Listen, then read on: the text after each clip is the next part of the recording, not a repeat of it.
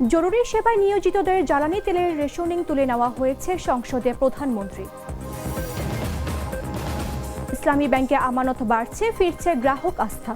তবে নতুন আইন ঘিরে বাড়ছে শঙ্কা।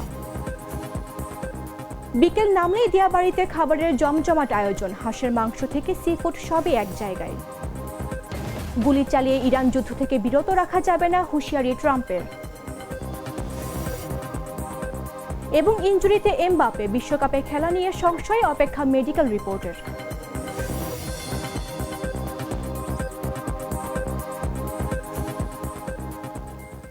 আমন্ত্রণ সন্ধ্যা ৭টা নিউজে। আপনাদের সাথে রয়েছে আমি মামদুহা রাইসা।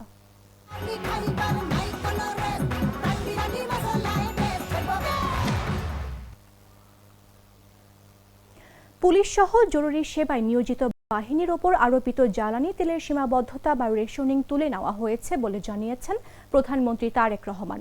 আইনশৃঙ্খলা পরিস্থিতি স্বাভাবিক রাখতে এবং জনগণের নির্বিঘ্ন চলাচল নিশ্চিত করতে 2 দিন আগেই এই সিদ্ধান্ত কার্যকর করা হয়েছে বলে সংসদকে অবহিত করেন তিনি। রোববার জাতীয় সংসদে কুমিল্লা 6 আসনের সংসদ সদস্য মনিরুল হক চৌধুরীর এক পয়েন্ট অফ অর্ডারের জবাবে প্রধানমন্ত্রী একথা বলেন। তিনি বলেন, সংসদ সদস্য যে উদ্বেগ প্রকাশ করছেন বিষয়টি আমরা এরই মধ্যে অ্যাড্রেস করেছি। পুলিশ সহ ইমার্জেন্সি বাহিনী যারা আছে, পুলিশ, অ্যাম্বুলেন্স বা ফায়ার ব্রিগেড, তাদের ওপর থেকে জ্বালানি তেলের যে সীমাবদ্ধতা ছিল তা সরিয়ে নেওয়া হয়েছে। 2 দিন আগে এই সিদ্ধান্ত আমরা গ্রহণ করেছি এবং বিষয়টি ক্লিয়ার করে দেওয়া হয়েছে। আশা করি এই সমস্যা আর হবে না। কনসার্ন এক্সপ্রেস করেছেন, এই বিষয়টি এরই মধ্যে আমরা অ্যাড্রেস করেছি। পুলিশ সহ এমার্জেন্সি বাহিনী। ইসলামী ব্যাংকগুলোতে আবারও আমানত বাড়ছে, ফিরছে গ্রাহকদের আস্থা। তবে শঙ্কাও কাটছে না। বাংলাদেশের ব্যাংকের তথ্য বলছে, 1 মাসেই আমানত বেড়েছে 2,000 কোটির বেশি, আর 1 বছরে বেড়েছে প্রায় 24,000 কোটি টাকা। দীর্ঘদিনের সংকট কাটিয়ে ব্যাংকগুলোর ঘুরে দাঁড়ানোর চেষ্টা করলেও নতুন আইনে পরিবর্তন নিয়ে তৈরি হয়েছে উদ্বেগ। বিশেষ করে ব্যাংক রেজুলেশন আইন 2026-এর কিছু ধারা সাবেক মালিকদের ফেরার সুযোগ করে দেওয়ার প্রশ্ন উঠছে আস্থার স্থায়িত্ব নিয়ে। ফলে গ্রাহকদের মধ্যেও দেখা দিয়েছে দোলাচল, আমানত রাখবে নাকি তুলে নেবে। ইয়াসির আরাফাত রিপনের পাঠানো তথ্যে বিস্তারিত জাগর এক্স রিপোর্টে। দেশের ইসলামী ধারার ব্যাংকগুলোতে আবারও আমানত বাড়ছে, ফিরছে গ্রাহকদের আস্থা। তবে একই সঙ্গে নতুন আইনি পরিবর্তন ঘিরে তৈরি হয়েছে নতুন দোলাচল। বাংলাদেশ ব্যাংকের সর্বশেষ তথ্য অনুযায়ী চলতি বছরের ফেব্রুয়ারির শেষে দেশের 10টি পূর্ণাঙ্গ ইসলামী ব্যাংকের মোট আমানত দাঁড়িয়েছে 4,06,206 কোটি টাকা।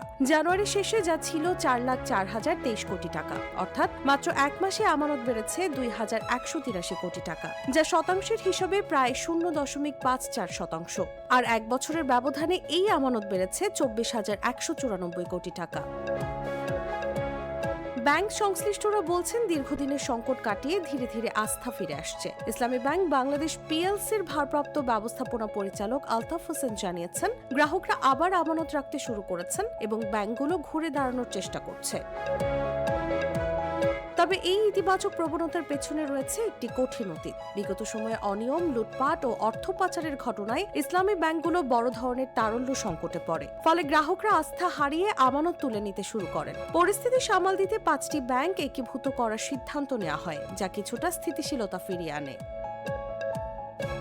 কিন্তু সম্প্রতি পাশ হওয়া ব্যাংক রেজুলেশন আইন 2026 নতুন করে উদ্বেগ তৈরি করেছে। আইনের একটি ধারা অনুযায়ী সাবেক মালিকরা মাত্র 7.5% অর্থ পরিশোধ করেই আবার ব্যাংকের নিয়ন্ত্রণ ফিরে পেতে পারেন। বিশেষজ্ঞরা মনে করছেন, এতে আগের অনিয়মকারীরা আবার ফিরে আসার সুযোগ পাচ্ছেন।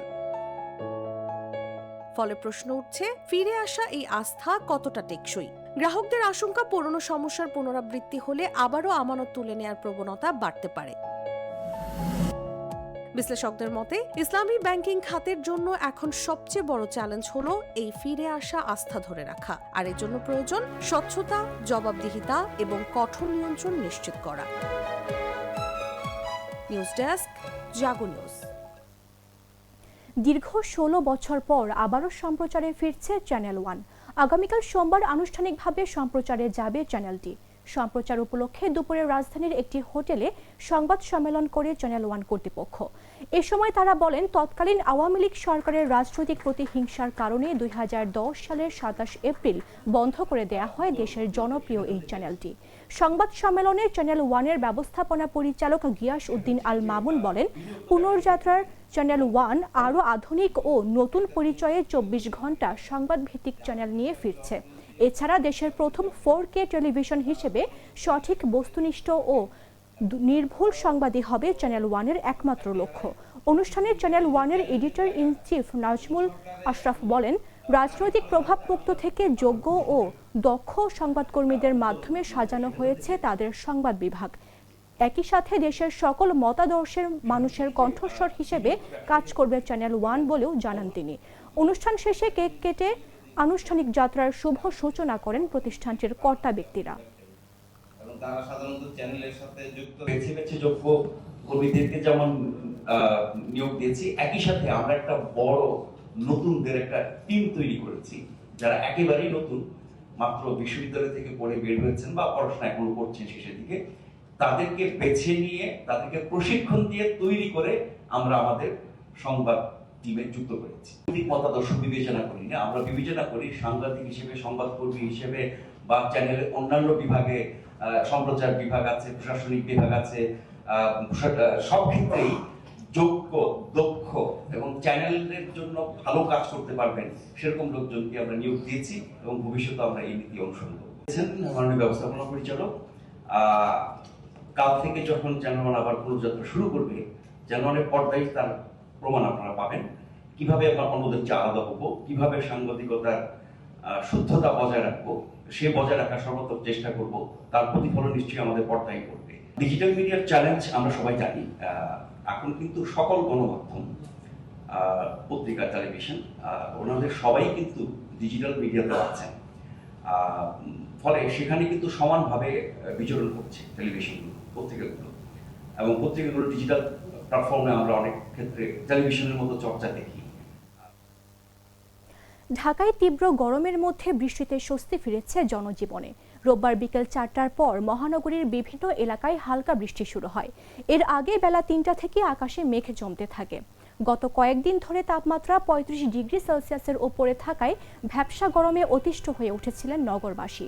বিশেষ করে খেটে খাওয়া মানুষ, রিকশা চালক, দিনমজুর ও পথচারীদের দুর্ভোগ ছিল চরমে।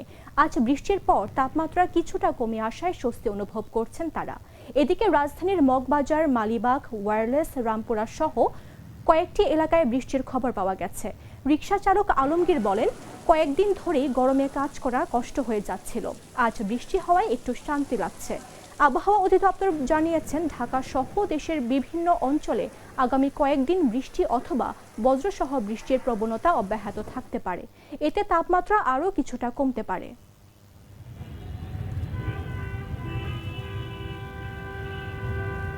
বাছাইকৃত লাল সরিষার দানা থেকে তৈরি হয় প্রাণ সরিষার তেল, আসল ঝাঁঝে, আসল স্বাদে।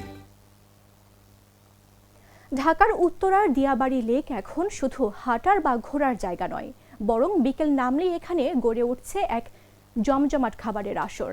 হাঁসের মাংস, চিতই পিঠা, রুটি থেকে শুরু করে সিফুড সহ নানা ধরনের খাবারের ভ্যান ও স্টলে ভরে উঠছে পুরো এলাকা। সময়ের সঙ্গে সঙ্গে এই আয়োজন ঘিরে তৈরি হচ্ছে এক প্রাণবন্ত ও রঙিন পরিবেশ, যেখানে পরিবার পরিজন নিয়ে সময় কাটাচ্ছেন নগরবাসী। বিস্তারিত সিফাত আল ফাহিমের পাঠানো তথ্য ও চিত্রে। রাজধানীর উত্তরার দিয়াবাড়ির লেক এখন আর শুধু হাঁটার পথ বা ছবি তোলার জায়গা নয়।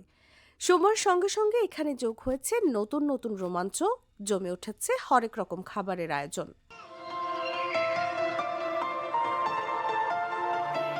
কেউ বিক্রি করছেন হাঁসের মাংস, কেউ চিতই পিঠা, কেউ আবার রুটি, আবার কেউ পরিবেশন করছেন সমুদ্রের নানা জনপ্রিয় পদ। তো কাঁকড়া খাওয়ার জন্য দূর দূরান্ত থেকে আমার এখানে কাস্টমাররা আসে, পাশাপাশি এখানে বিনোদনের স্পেস আছে।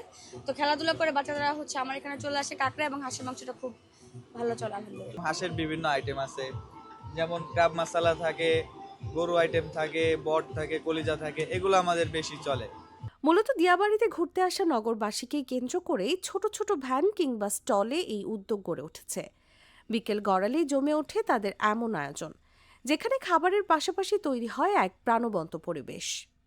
বট, কলিজা, গরুর কালো ভুনা, লাল ভুনা, এরকম অনেক কিছুই পাওয়া যায়। সাথে খাওয়ার জন্য ভাত পাবেন দুপুরে লাঞ্চে। আমাদের এটা বেসিক্যালি আমরা 12টা থেকে শুরু করি, দুপুরে ভাতের সাথে ভর্তা আইটেম এগুলো সব কিছু পাওয়া যায়। আর বিকেল থেকে যেটা স্টার্ট হয় ওটাতে হচ্ছে চালের রুটি, চাপটি, ছিটরুটি এগুলো পাওয়া যায়। দুপুরে যে অনেকে লাঞ্চ করতে আসে যে স্ট্রিট ফুডগুলো দোকানে, আপনার অনেক সময় হয় কি যে টাটকা রান্না করলে একটু সময় লাগে। তো ওই সময়টা যদি কাস্টমার দেয় তাহলে আমরা টাটকাটা খাওয়াইতে পারি। এখন যদি 12টা 1টার দিকে চলে আসে, দেখা যাচ্ছে আগের খাবারটাই খেতে হয়, এটা অনেকে বলে না। উত্তরার এই আয়োজন ঘিরে বেশ উচ্ছ্বসিত দর্শনার্থীরাও। পরিবার, বন্ধু কিংবা প্রিয়জনকে নিয়ে অনেকে সময় কাটাতে আসছেন এখানে। প্রকৃতির ছোঁয়া আর খাবারের স্বাদ মিলিয়ে এক ভিন্ন অভিজ্ঞতা খুঁজে পাচ্ছেন তারা। আমি এই জায়গাটিতে দেখেছি অনেক পার্ক আছে এবং নাগরদোলা, নৌকা অনেক সুন্দর এবং খাবার আছে ভালো ভালো। হয়তোবা যদি এই বিনোদনগুলো থাকে এদিকে হয়তোবা বড় অট্টালিকা হবে না, এটা খালি জায়গা থাকবে। যদি মানে এখান থেকেও ওই জায়গার মালিকগুলো কিংবা ইনভেস্টররা টাকা পায়, তাই এতে বলো আমাদের রাজধানীতে যে শুধু বড় অট্টালিকা ছাড়া কোনো কিছুই দেখা যায় না। হয়তোবা এখানে একটু খালি জায়গা পাওয়া যাবে, যেহেতু এখানে অনেক দোকানপাট, হয়তোবা অনেকটা জায়গায় এরকম খালি বাতাসের একটা পরিবেশ তৈরি হবে। তবে দর্শনার্থী উদ্যোক্তাদের দাবি, সন্ধ্যার পর মশার উপদ্রব কমানো এবং নিরাপত্তা নিশ্চিতে আইনশৃঙ্খলা বাহিনীর তৎপরতা বাড়ানো জরুরি।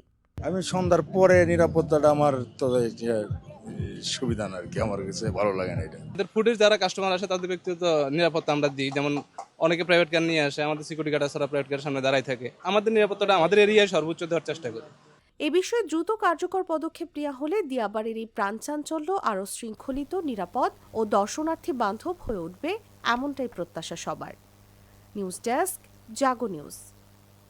মেয়েদের শিক্ষা নিশ্চিত করতে সরকার সব ধরনের বিশেষ উদ্যোগ ও বহুমুখী কার্যক্রম অব্যাহত রাখবে বলে জানিয়েছেন ত্রাণ ও দুর্যোগ ব্যবস্থাপনা মন্ত্রী অধ্যক্ষ আসাদুল হাবিব দুলু। রোববার দুপুরে লালমনিরহাট সদর উপজেলা পরিষদ মিলনায়তনে ঝড়ে ক্ষতিগ্রস্ত ও অসচ্ছল মানুষের মাঝে সহায়তা বিতরণ অনুষ্ঠানে প্রধান অতিথির বক্তব্যে তিনি একথা বলেন। মন্ত্রী বলেন, মেয়েদের লেখাপড়া ইতিমধ্যে অবৈতনিক করা হয়েছে। তাদের স্কুল ড্রেস ও জুতা সরবরাহ করছে সরকার। কোনো মেয়ে যেন শিক্ষার আলো থেকে বঞ্চিত না হয় সেজন্য তাদের বাইসাইকেল প্রদান করা হচ্ছে। এর ফলে মেয়েরা দলবদ্ধভাবে ও নিরাপদে স্কুলে যাতায়াত করতে পারবে, যা ইফটিজিং রোধেও গুরুত্বপূর্ণ ভূমিকা রাখবে।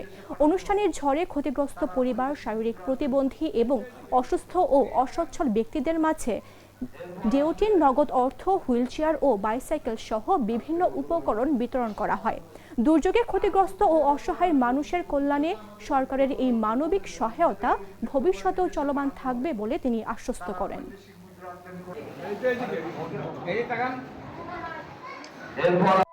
মেয়েদের যদিও লেখাপড়াটা অবৈতনিক করা হয়েছে, আপনারা ইতিমধ্যে জেনেছেন যে প্রাইমারি স্কুল পর্যায়ে সরকার মেয়েদের স্কুলের ড্রেস যেটা বলি সেটা দেয়া হবে, জুতা দেয়া হবে। পাশাপাশি তাদেরকে আমি উৎসাহ দেওয়ার জন্য লেখাপড়া থেকে যারা পিছিয়ে না পড়ে এবং অভিভাবক যাতে নিরুৎসাহিত না হয় সেজন্য তাদেরকে আমরা বাইসাইকেল দিয়েছি। বিশেষ করে চর অঞ্চলে যারা বসবাস করে ওইরা মেয়েরা দলবদ্ধভাবে যাতে স্কুলে আসতে পারে, তারা যেন ইফটিজিং এর শিকার না হয় এবং তাদের নিরাপত্তা যাতে বিঘ্ন না ঘটে, এই কার্যক্রম বা এই কর্মসূচি আমি তো মশলা বদলে ফেলেছি, এবার আপনিও বদলে ফেলুন। একবার প্রাণ গুঁড়া মশলা ব্যবহার করেই দেখুন। জানাবো আন্তর্জাতিক সংবাদ।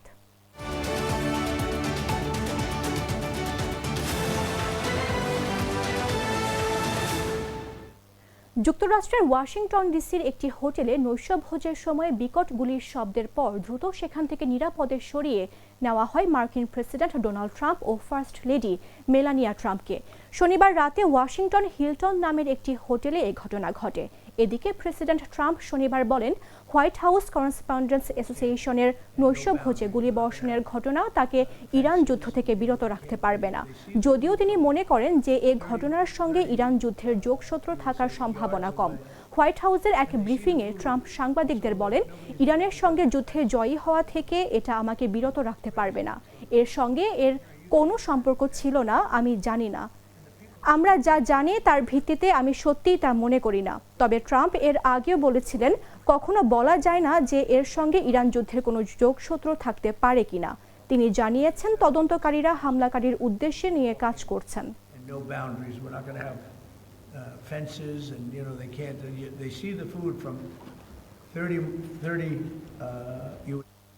সংবাদ শেষ করব খেলার খবর জানিয়ে।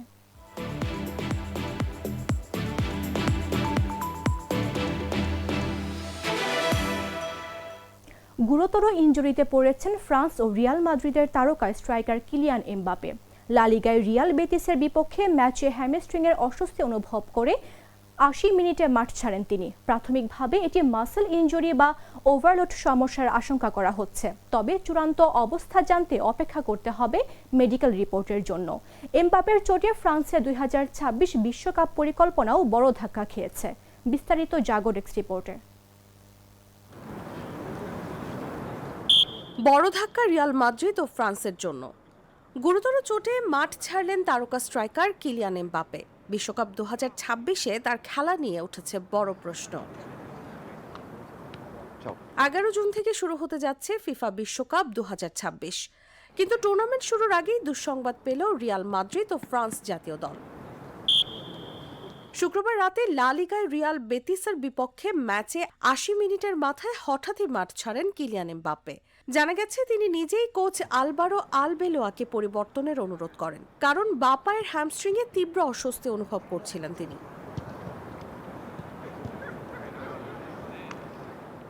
ম্যাচটি শেষ হয় ১-১ ড্রয়ে, কিন্তু ফলাফলের চেয়েও বড় দুশ্চিন্তা হয়ে দাঁড়িয়েছে এমবাপ্পের চোট।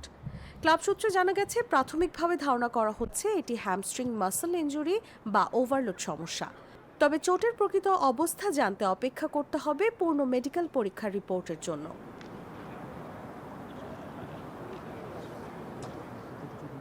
ম্যাচ শেষে কোচ আলভারো আলবেলোয়া জানান, এখনই নিশ্চিতভাবে কিছু বলা যাচ্ছে না। মাঠে এমবাপ্পে অস্বস্তি অনুভব করছিল, কয়েকদিনের মধ্যে সব পরিষ্কার হবে।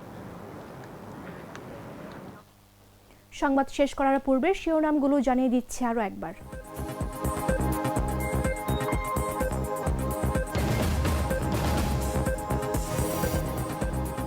জরুরি সেবায় নিয়োজিতদের জ্বালানি তেলের রেশনিং তুলে নেওয়া হয়েছে সংসদে প্রধানমন্ত্রী। ইসলামী ব্যাংকে আমানত বাড়ছে, ফিরছে গ্রাহক আস্থা, তবে নতুন আইন ঘিরে বাড়ছে শঙ্কা। বিকেল নামলেই দিয়াবাড়িতে খাবারের জমজমাট আয়োজন, হাঁসের মাংস থেকে সিফুড সব এক জায়গায়। গুলি চালিয়ে ইরান যুদ্ধ থেকে বিরত রাখা যাবে না, হুঁশিয়ারি ট্রাম্পের। এবং ইনজুরিতে এমবাপে, বিশ্বকাপে খেলা নিয়ে সংশয়, অপেক্ষা মেডিকেল রিপোর্টের।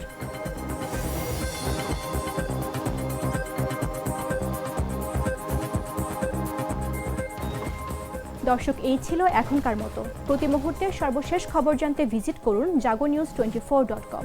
ফলো করুন আমাদের ভেরিফাইড ফেসবুক পেজ এবং সাবস্ক্রাইব করুন জাগো নিউজের ইউটিউব চ্যানেল। ধন্যবাদ সবাইকে।